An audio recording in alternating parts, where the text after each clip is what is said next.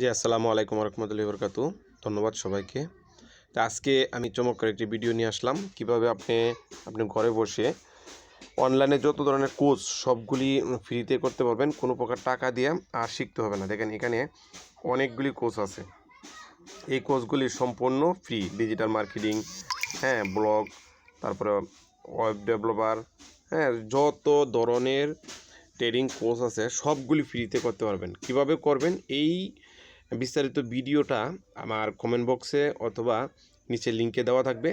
যে কোনো এক জায়গা থেকে ক্লিক করে আমার এই ভিডিওটা দেখে নেবেন।